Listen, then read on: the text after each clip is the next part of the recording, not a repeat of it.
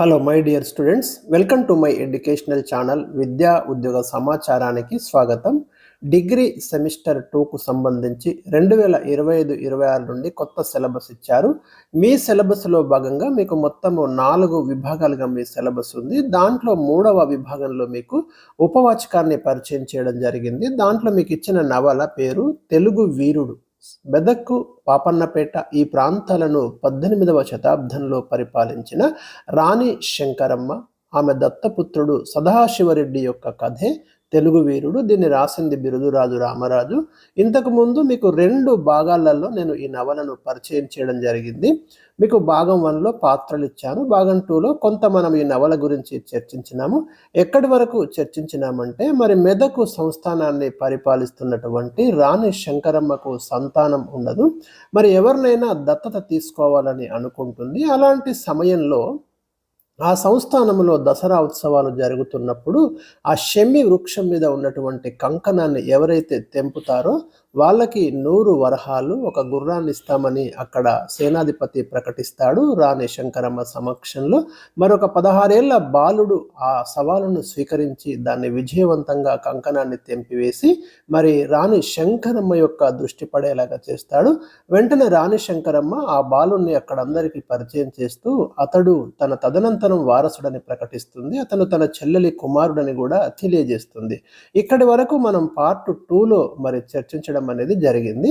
మొత్తం మీద సదాశివరెడ్డి ఇప్పుడు మెదక్ సంస్థానానికి మరి వారసుడిగా రాణి శంకరమ్మ ప్రకటించడము, ఆ తర్వాత జరిగినటువంటి సంఘటనలు మనం ఇక్కడ ఈరోజు మనము చర్చించబోతున్నాం.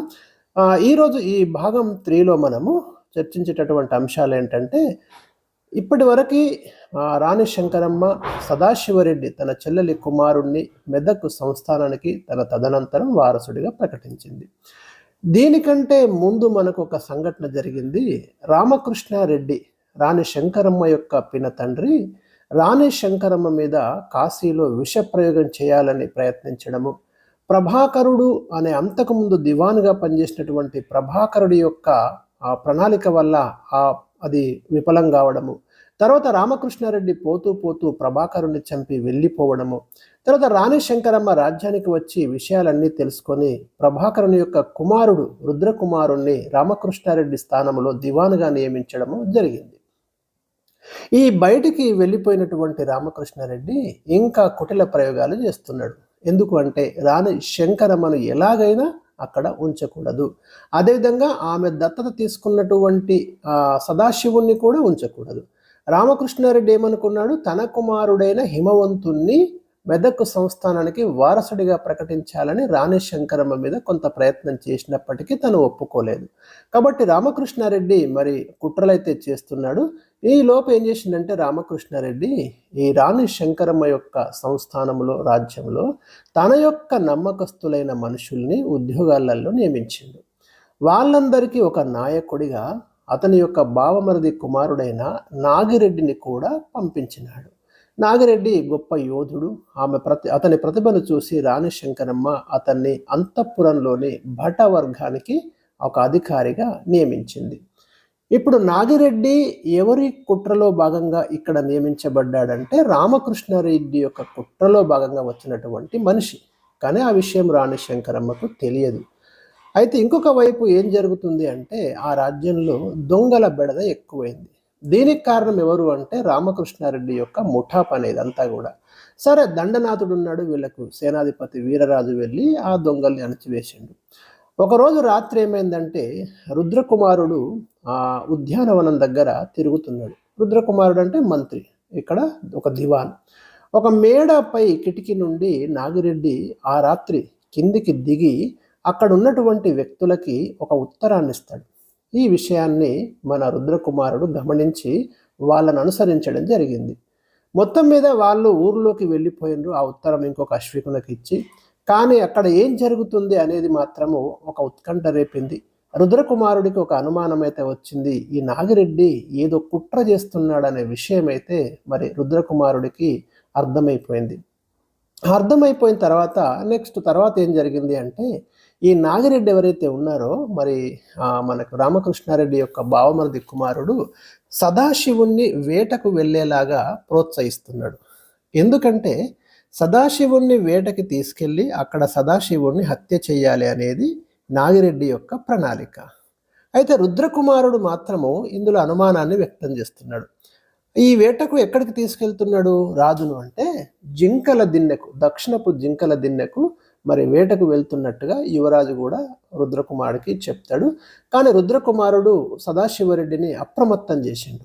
ఎందుకైనా మంచిది, మీరు తగినటువంటి రక్షణ సెక్యూరిటీతో వెళ్ళండి అని అప్రమత్తమైతే చేసిండు. మొత్తానికి కుట్ర జరుగుతుంది కాబట్టి ఆ జింకల దిన్నెకు వెళ్ళి పర్యవేక్షించాల్సిందిగా సిద్ధి నేతృత్వంలో ఒక 100 మంది యోధుల్ని కూడా పంపిస్తాడు. ఎవరు? రుద్రకుమారుడు. ఆయన ముఖ్యమైనటువంటి మంత్రి రుద్రకుమారుడు. ప్రతిదీ కూడా రాజుకు హాని జరగకుండా నిరంతరము అతను నిఘా పెట్టి ఉంచేటటువంటి వ్యక్తి అన్నట్టు. మరి యువరాజు కూడా అన్ని జాగ్రత్తలు తీసుకున్నాడు. రుద్రకుమారుడు చెప్పినట్టుగానే కత్తి కవచమాన్ని ధరించి వేట కోసం వెళ్తాడు.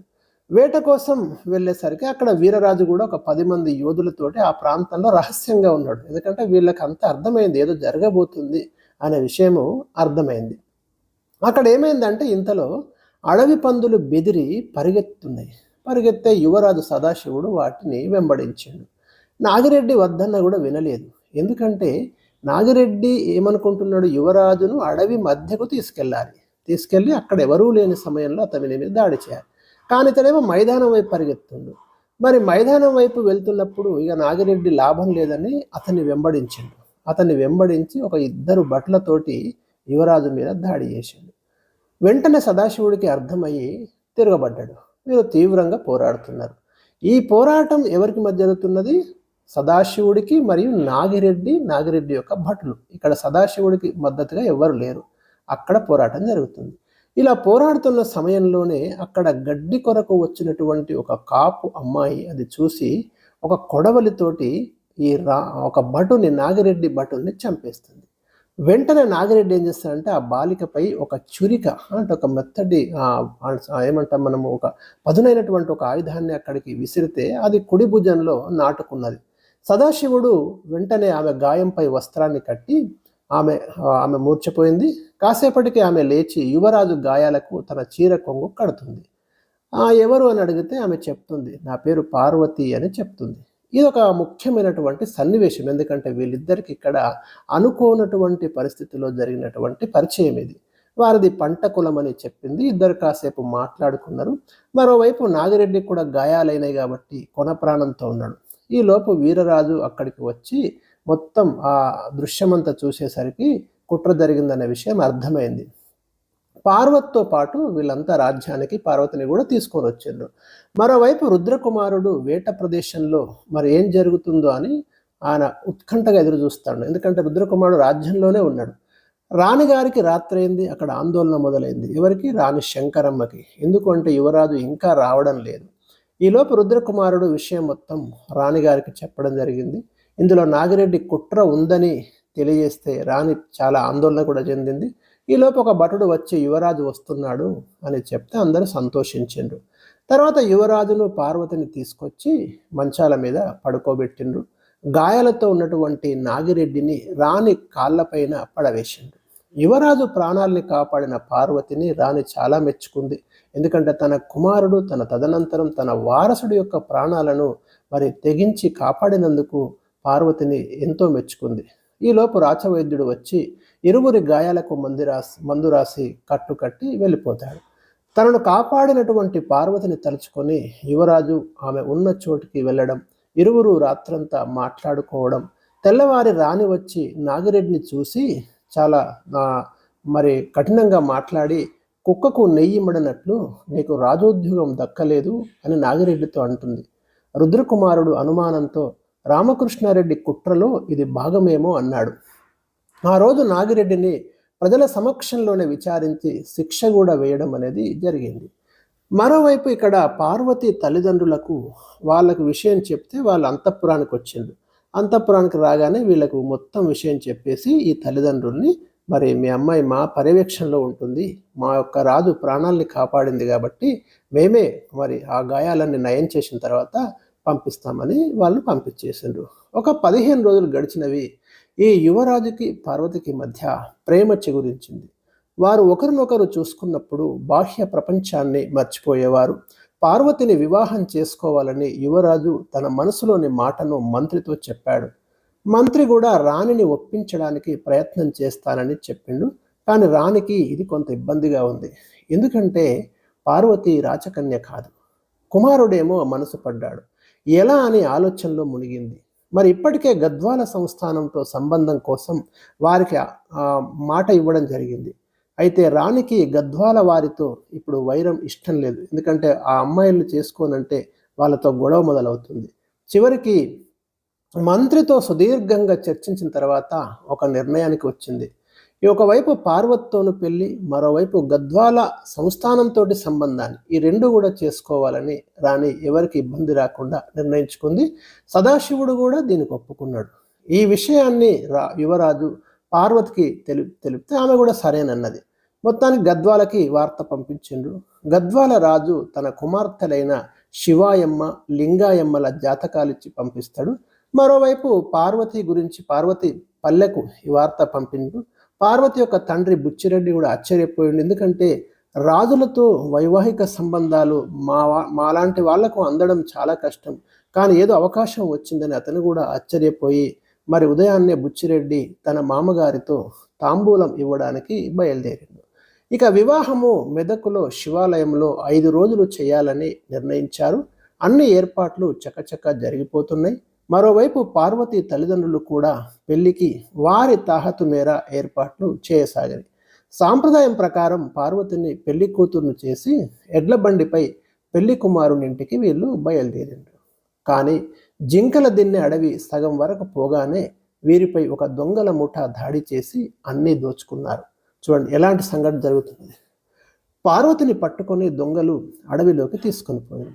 కొంత దూరం పోయిన తర్వాత ఆమె నగల్ని తీసుకొని ఆమెతో పాటు ఒక గుహలోకి వెళ్ళిపోయారు. మరోవైపు గద్వాల వారు మరి సదాశివుడితో పెళ్లి జరిపించడానికి వాళ్ళ యొక్క అమ్మాయిలను తీసుకొని వాళ్ళు వచ్చి ఇక్కడ సిద్ధంగా ఉన్నారు. కానీ పార్వతి తరపు వారు ఎవరు రాలేదని మంత్రి ఆలోచిస్తున్నాడు. యువరాజు మనసు అనేక విధాలుగా ఆలోచిస్తుంది. కొందరిని గుర్రాలకు ఇచ్చి పల్లెకు పంపిరి. ఎందుకంటే మరి పార్వతి వాళ్ళు ఇంకా రాలేదు. వారికి మార్గమధ్యంలో పార్వతి తరపు వారు కలిసి విషయం చెప్పిండ్రు. ఆ విషయము యువరాజుకు తెలిసింది.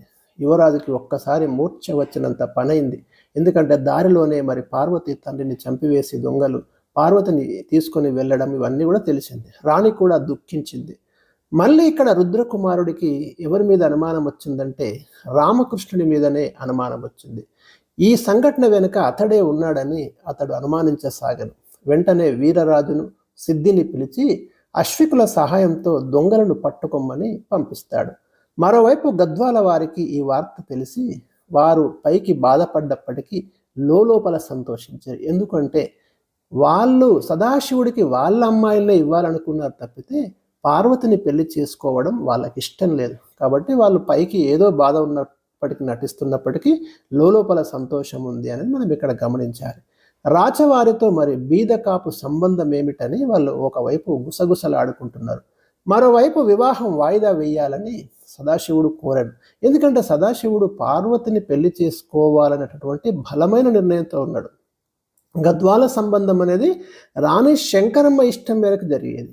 కానీ సదాశివుడికి మాత్రము పార్వతి మీద ఉన్నటువంటి ఇష్టమే ఇక్కడ ప్రధానం. అయితే వివాహం వాయిదా వేయాలని మరి సదాశివుడు కోరితే అందరూ అది సరైంది కాదని అందరూ నచ్చజెప్పగా 5 రోజులు కాకుండా ఒక్క పూటలోనే వివాహం చేయాలని తను కోరిండు. దీనికి గద్వాల వారు కూడా ఒప్పుకున్నారు. వివాహం జరిగింది. వివాహం తర్వాత యువరాజు ఇప్పుడు తదుపరి చర్య ఏంటిదంటే పార్వతిని ఏ విధంగానైనా మరి ఎక్కడుందో ఆచూకీ తెలుసుకోవాలి. అందుకని భట్లతోటి బయలుదేరిండు. అందరూ వద్దన్నారు. ఎవరు చెప్పినా అతను వినలేదు. మంత్రి కూడా సైన్యం తీసుకొని పోయిండు. అప్పటికి జింకల దిన్నెలో ఓవైపు వీరరాజు, సిద్ధి వీళ్ళంతా సిద్ధంగా ఉన్నారు. అందరూ వీళ్ళంతా కలుసుకున్నారు.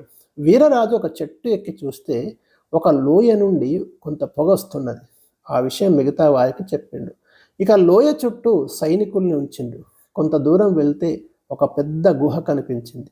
కానీ లోపలికి ఎలా వెళ్ళాలో అర్థం కాలేదు. యువరాజు తాను వెళ్తానన్నాడు. కానీ లోపల ఎంతమంది ఉన్నారో తెలియదు. దండనాయకుడు వీరరాజు లోయలోకి ముందు దిగుతాడు. 50 మంది తర్వాత దిగిండ్రు. వారు బాగా వేగంగా లోపలికి పరిగెత్తి వంట చేసే 10 మందిని అక్కడ బంధించిండ్రు ఆ గుహలో. మిగతా వారిని ప్రశ్నిస్తే రామకృష్ణుడు మిగతా వారంతా మధ్యాహ్నం వస్తారని చెప్పిండ్రు. అంటే ఇదంతా ఈ ముఠాకు నాయకుడు రామకృష్ణుడు అనే విషయం అక్కడ అర్థమైంది. అక్కడ పార్వతి ఒక చెట్టుకు కట్టివేయబడి ఉంది. మరి పార్వతిని కట్టువిప్పి బయటకు తీసుకొచ్చి సదాశివునికి అప్పగించిండు. సదాశివుడు వీరరాజును అక్కడనే ఉంచి పార్వతిని తీసుకొని రాజ్యానికి వచ్చిండు. ఇక వీరరాజు లోపలికి వెళ్తే ఆ గుహ ఎట్లుందంటే చాలా విశాలంగా ఉండి అందులో అన్ని ఏర్పాట్లున్నాయి. కొంతసేపటి తర్వాత రామకృష్ణుడు అతని పరివారం అక్కడికి వచ్చింది. ఇలా వారు లోపలికి రాగానే వీరరాజు మరి సైనికుల్ని సిద్ధం కమ్మని చెప్పడం రామకృష్ణునికి అక్కడ పరిస్థితి అర్థమైంది. వెంటనే రామకృష్ణుడు వీరరాజు మీద దాడికి దిగాడు. కానీ వీరరాజు ముందు అతను నిలవలేకపోయాడు. మొత్తం అక్కడ 100 మందిని బంధించారు. అందరి సామాన్లు తలపై పెట్టించి పట్టణానికి తీసుకొని వెళ్ళి రాజుగారి ముందు నిలిపారు, సదాశివుడి ముందు. రామకృష్ణుడు ఇప్పుడు మోహం చూపించలేని పరిస్థితి ఉంది. ఆ తర్వాత దోపిడిలో కోల్పోయిన ప్రజల సొమ్ములు వారికి ఇప్పించింది రాణి. ఎందుకంటే వీళ్ళంతా ఆ ప్రజల సొమ్ము దోచుకున్నది ఈ దొంగల ముఠ. కాబట్టి ఆ సొమ్మంతా కూడా ప్రజల్ని పిలిపించి ఎవరిది వాళ్ళకి పనిచేసిండ్రు. ఇక రామకృష్ణుడికి ఉరిశిక్ష వేసి మిగతా వాళ్ళను చెరసాలలో బంధించిండు. దీంతో రామకృష్ణుడి యొక్క చాప్టర్ ఇక్కడ క్లోజ్ అన్నట్టు మనకి. ఇక పార్వతిని అంతఃపురంలో ఉంచి యువరాజు ఆమెను ఓదార్చడం జరిగింది. ఎందుకంటే మరి వాళ్ళ తండ్రిని కోల్పోయింది పార్వతి. ఇవన్నీ కూడా మరి పార్వతిని కృంగదీస్తున్నాయి. కానీ యువరాజు పార్వతిని ఎంతో ప్రేమగా చూసుకుంటున్నాడు. పార్వతి తల్లిని కూడా అక్కడికే తీసుకువచ్చిండు. ఇక రాణి శంకరమ్మ తను బ్రతికి ఉండగానే యువరాజుకి పట్టాభిషేకం చేయాలని మంత్రితో చెప్పింది. మంత్రి కూడా అందుకు ఒప్పుకొని పార్వతి యొక్క వివాహం, పట్టాభిషేకం ఒకేసారి చేయాలని దానికి తగిన ఏర్పాట్లు చేసిండ్రు. దీనికోసం నిజాం అలీ అంగీకారం కూడా తీసుకున్నారు. ఎందుకంటే వీళ్ళ యొక్క పైన ఎవరున్నారు మనకు? నిజాం అలీ, హైదరాబాద్ సంస్థానం యొక్క నవాబు.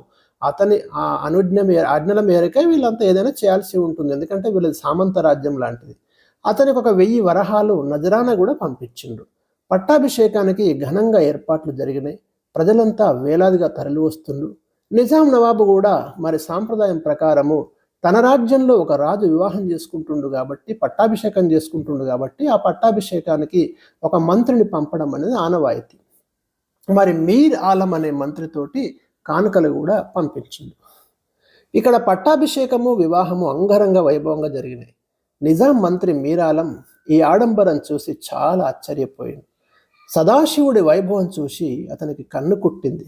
ఏంటిది, ఒక సామంత రాజుకి ఇంత వైభవమా అని అసూయ చెందిన మీర్ ఆలం ఈ విషయం నిజాం నవాబ్తో చెప్పాడు. సదాశివుడు రాజ్యంలో గోవధను నిషేధించిండు. ఇది నిజాంకి నచ్చలేదు. కాబట్టి సదాశివునిపై చర్య తీసుకోవాలని మీర్ ఆలం నవాబును రెచ్చగొడుతున్నాడు. కానీ రాణి శంకరమ్మ మనసు గాయపడుతుందని నిజాం ఆలోచిస్తాడు. ఎందుకంటే రాణి శంకరమ్మకి నిజాంకి ఒక మంచి సంబంధాలు ఉన్నాయి, ఈ రాజ్యానికి ఆ రాజ్యానికి. ఎందుకంటే రాణి శంకరమ్మ మహారాష్ట్ర విషయంలో ఆ నిజాంకి మరాఠా వాళ్ళకి యుద్ధాలు జరుగుతున్నప్పుడు రాణి శంకరమ్మ చాలా సపోర్ట్ చేసింది నిజాం అలీకి. ఆ రెస్పెక్ట్ అనేది కొంత ఉంది. కానీ మంత్రి కోపం అయితే పెరిగిపోతుంది మీర్ ఆలం. ఇక నిజాం యొక్క జన్మదినోత్సవానికి సదాశివుడు కానుకలు తీసుకొని వెళ్ళాలని రాణి సూచిస్తుంది. ఈలోపు నిజాం అలీ ఖాన్ జన్మదినోత్సవాలు జరుగుతున్నాయి. సామంతరాజులు అందరూ వెళ్ళాలి, మరి సదాశివుడు కూడా వెళ్ళాల్సి వచ్చింది. కానీ హిందూ రాజ్యమే లక్ష్యంగా ఉన్నటువంటి సదాశివునికి ఇది నచ్చలేదు. రుద్రకుమారుడి యొక్క అభిప్రాయం అడిగిండు. మంత్రి ఏం చేయాలి అన్నాడు. మంత్రి ఏమన్నాడంటే, మహారాజా ఎలాగైనా వెళ్ళాల్సిందే అని చెప్తాడు. అప్పుడు సదాశివుడు వెళ్తాడు. కానీ హైదరాబాదులో అక్కడ నిజాం సంస్థానం ద్వారం వద్ద మంత్రి మీర్ ఆలం వీళ్ళని పెద్దగా పట్టించుకోలేదు.